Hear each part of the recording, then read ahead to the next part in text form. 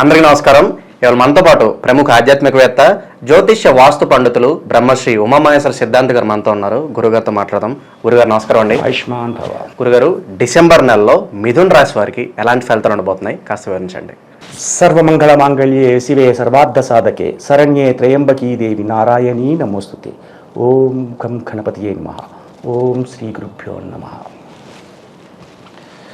శ్రీ క్రోధినామ సంవత్సర మార్గశిర మాసం, హేమంత ఋతువు. అలాగే అమావాస్య స్థిరవారం, అనురాధ నక్షత్రం, సుకర్మయోగం, నాగవ కరణం. తిదివార నక్షత్ర యోగ కరణాలని అనుసరించుకుని గోచార ఫలితములతో మనం గణించి చెప్పుకోవలసిన రాశి ఫలితములలో ప్రప్రథమంగా గోచారాన్ని అనుసరిస్తే వృషభమందు గురు గ్రహము సంచారం చేస్తున్నాడు. కర్కాటకమందు కుజుడు సంచారం చేస్తున్నాడు. కన్య రాశి యందు కేతు సంచారం జరుగుతుంది. అలాగే వృశ్చిక రాశి యందు రవి, బుధ, చంద్రులు సంచరిస్తున్నారు. అలాగే ధనుర్రాశి యందు శుక్ర సంచారం జరుగుతుంది. తదుపరి కుంభరాశి యందు శని, ద్వాదశ ఫలితములలో లాస్ట్ రాశి అయిన మీనరాశి యందు రాహువు సంచారం చేస్తున్నారు. ఈ యొక్క సంచార విధానాన్ని బట్టి మనం గుణించగా వచ్చిన ఫలితములలో మిథున రాశి గురించి మనం చెప్పుకుందాం.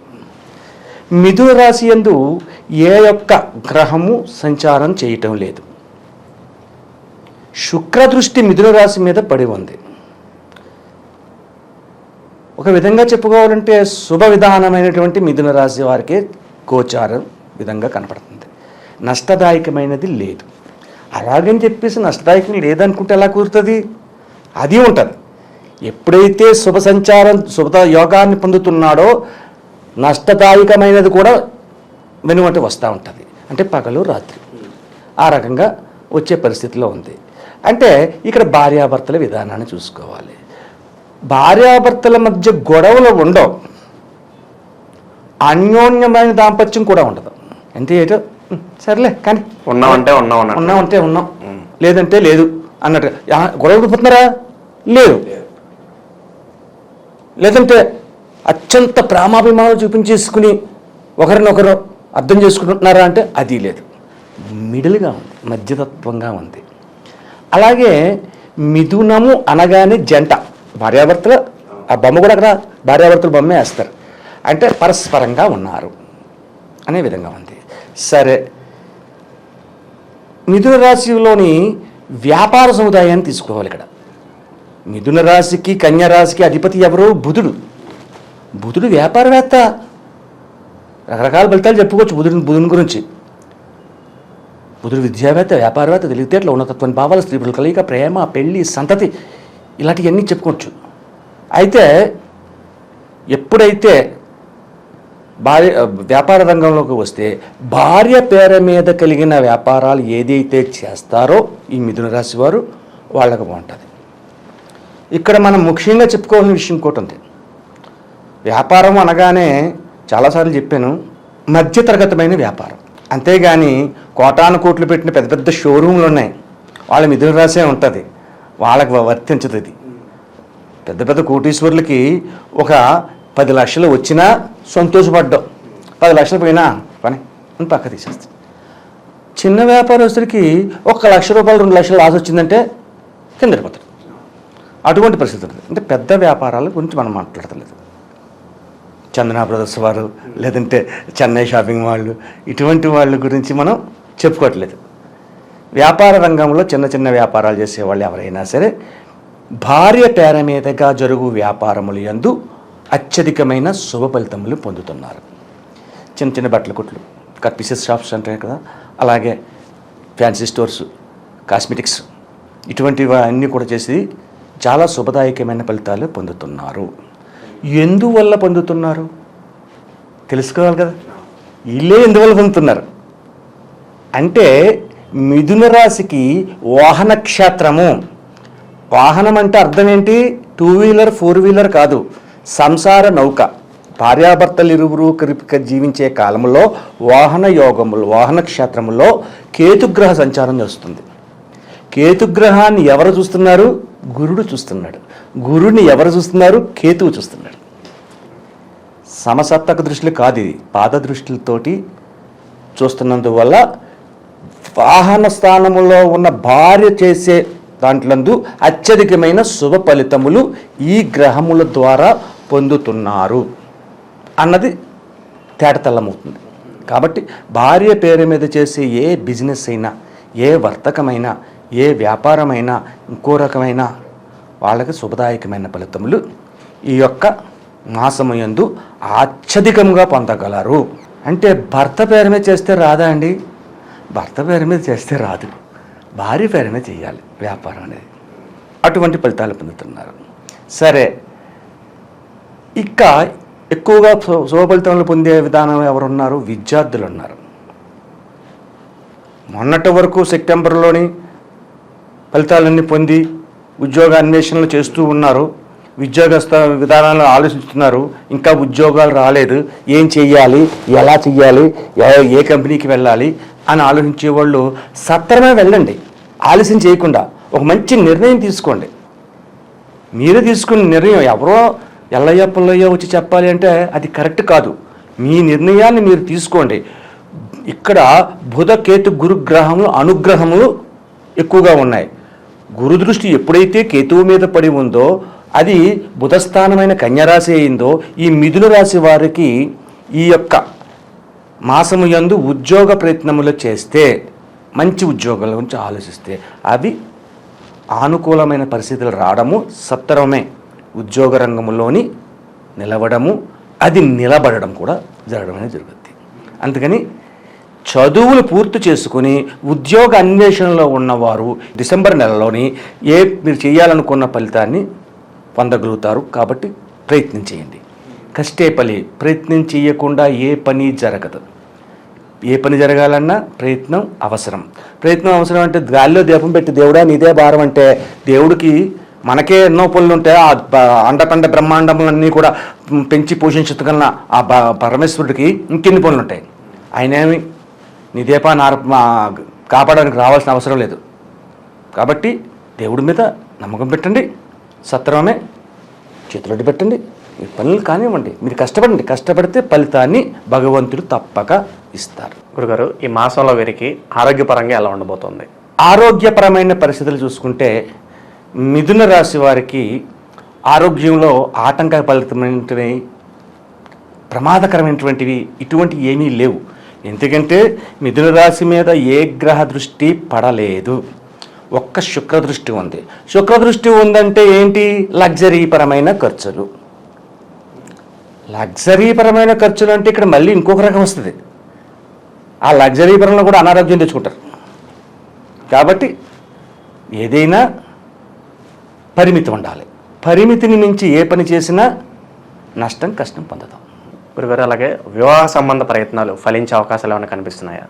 బ్రహ్మాండంగా పనిచేస్తున్నాయి. మిథున రాశిలో ఉన్న వాళ్ళకి ఈ యొక్క డిసెంబర్ నెలలో చాలా మంచి ముహూర్తాలు ఉన్నాయి. మంచి మంచి ముహూర్తాలు ఉన్నాయి. మొన్న అక్టోబరు, నవంబరు, డిసెంబరు అంతవరకు కూడా ముహూర్త కాలాలు ఉన్నాయి. ఈ ముహూర్త కాలాల్లో ప్రయత్నాలు చేస్తే సత్వరమే వివాహాన్ని జరపగలరు. వివాహం చేయాలంటే డబ్బు కావాలి కదండి. డబ్బుకి వివాహానికి ఇల్లు కొనడానికి వీటికి లింకులు లేవు.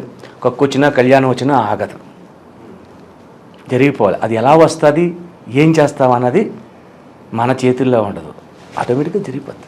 గురుగారు, రైతులకు ఎలా ఉండబోతుంది? చాలామంది మనల్ని అడిగారు, రైతులకు ఎలా ఉంటుందో చెప్పండి గురుగారు అని అడుగుతూ ఉన్నారు. రైతులకు అంటే ఇది మాసం మార్గశిర మాసం. ఈ మాసం మార్గశిర మాసం. హేమంత ఋతువులో పంటలు సత్వరంగా పండుతాయి, యోగదాయకమైన పరిస్థితులు ఉంటాయి. అయితే ఈ యొక్క మాసములో కాయగూరలు పండించేవారు ఎవరైతే ఉన్నారో, టమాటా, వంగకాయ, ఇలాంటి బెండకాయ ఇలాంటివి ఉంటాయి కదా, ఆకుకూరలు, ఇటువంటి వారికి చాలా లాభదాయకమైన స్థితిని పొందుతున్నారు. అత్యంతమైన యోగదాయకమైన పరిస్థితి వీళ్ళకి కలుగుతుంది. కాబట్టి రైతుల విషయంలో ఉన్నది.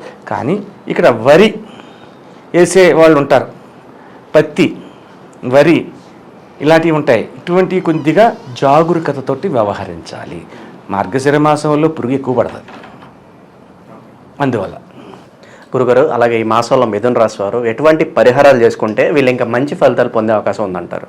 ఈ యొక్క రాశి వారికి శుక్ర అనుగ్రహము, బుధ ఆదిత్య యోగము చెడింది. అంటే వృశ్చిక రాశిలో బుధుడు, రవి, చంద్రుడు కలిసి ఉన్నాడు అని మనం ఇందాక చెప్పుకున్నాం. ఈ చంద్రుడు అమావాస్య వచ్చింది. అమావాస్య వచ్చినందువల్ల ఈ యొక్క రాశివారు లేత అరటి ఆకు రంగు అదృష్ట రంగుగా భావించి, అలాగే కృష్ణ తులసి అనే ఆకులతోటి శ్రీ వెంకటేశ్వర స్వామి యొక్క గుడిలోని అష్టోత్తర పూజలు చేపించుకొని క్షీరాన్నాన్ని నివేదన చేపించి, లేకపోతే మీరే నివేదన చేసుకుని, అంటే క్షీరాన్నం మన ఇంటికాడ వండి పంతులు గారి దగ్గరికి వెళ్ళి స్వామివారికి కొద్దిగా నివేదన చేయండి బయట పెట్టినటువంటి కొంతమంది అంటారు, అందరూ కాదు, కొంతమంది అంటారు. అటువంటిదన్నా ఉంటే మీరే వండుకోండి. క్షీరాన్నాన్ని కొంచెం ఎక్కువగా వండండి. ఆ గుడి దగ్గర పెట్టుకెళ్ళి ఆయన పెట్టకపోతే మీరే దేవుడు సమర్పణ చేసి అది తీసుకొచ్చి అక్కడున్న భక్తులందరికీ క్షీరాన్నాన్ని నివేదాన్ని చేయండి. క్షీరాన్నం అంటే పరమాన్నము. పరమాన్నంలోని కలిసిన పదార్థాలేంటి? స్వచ్ఛమైన పాలు, బెల్లము, అలాగే బియ్యము, సగ్గు బియ్యము, యాలకుల పొడి, ఇటువంటివన్నీ కలుస్తాయి. ఈ యొక్క అయ్యన్నాటికి కూడా ఒక్కొక్క దానికి ఒక్కొక్క పరమావధిని చెప్తున్నది శాస్త్రం. ఆ పరమావధిని చెప్తున్నట్టు అన్నదానాన్ని మించిన దానము లేదు. ఇది పరమాన్నము, లక్ష్మీదేవికి ప్రీతికరమైన ఆహారము. కాబట్టి ఎప్పుడైతే ఈ యొక్క క్షీరాన్నాన్ని 10 మందికి భక్తులకి పంచిచ్చామో వాళ్ళు తిన్న తర్వాత చాలా బాగుంది అంటే ఐశ్వర్య యోగాలు రావడము, భార్యాభర్తల మధ్యన పాలు మేగడలా కలిసి ఉండవలసిన భార్యాభర్తల మధ్యన చిరుచిరు మనస్తత్వాలు, గొడవ చిరుచిరు మనస్తత్వాలు అది పోతుంది ముందు.